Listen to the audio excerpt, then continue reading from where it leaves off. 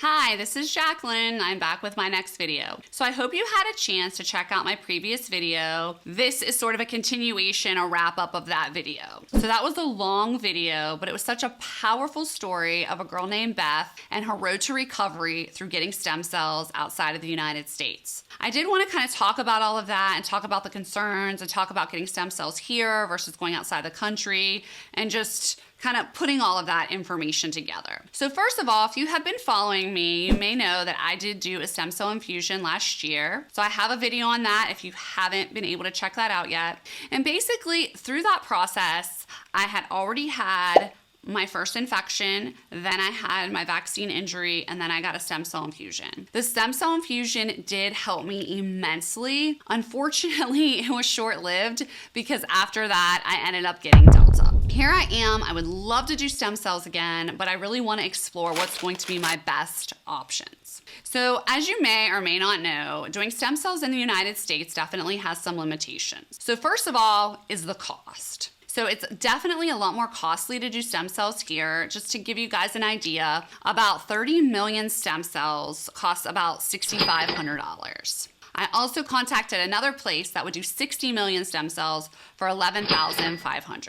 That's a lot of money, especially because the cells are frozen. So what that means is these are umbilical cord cells, but once they are taken from the hospital to a lab, they're frozen. By the time they get to the doctor's office, you really don't know how many stem cells you're getting. They say that the stem cells can kind of die off through this chain of custody process. So you may be thinking you're getting 60 million stem cells and you may end up only getting half of that. At the end of the day, they don't really know how many you're going to end up getting. Also, the fact that they're frozen just means they're not quite as potent as fresh stem cells. So you're looking at the cost, you're looking at the quality, the potency of it. So there's a lot of factors. If I had endless resources, I would absolutely do it. I mean, the doctor's office is like 20 minutes away from my house.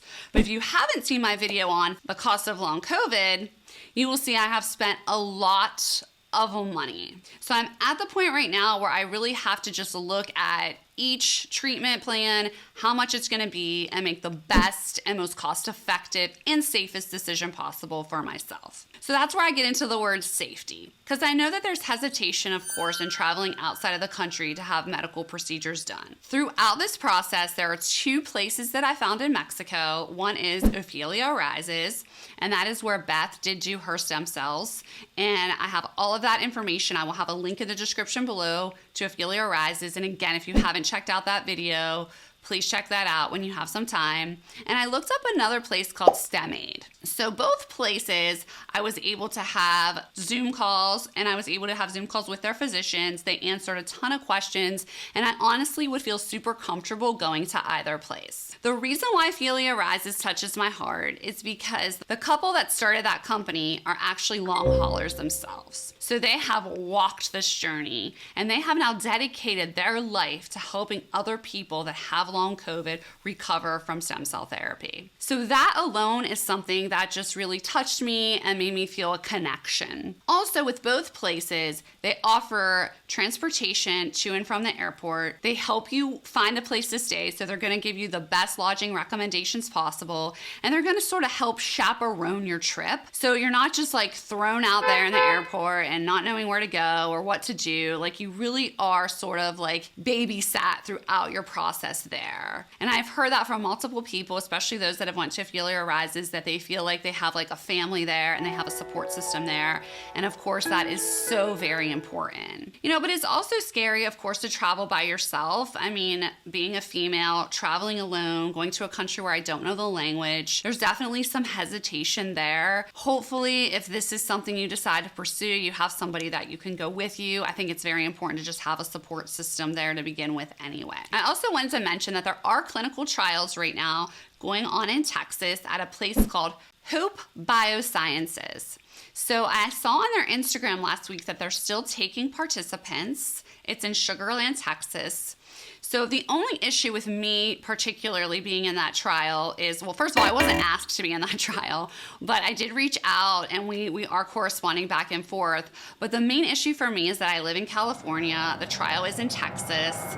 You have to go 8 times and you're just not guaranteed to actually get the treatment because you might be part of the placebo arm. So my concern is traveling to Texas 8 times, paying for flights, paying for lodging, food, transportation to and from the airport, and then getting some saline or water pumped in me.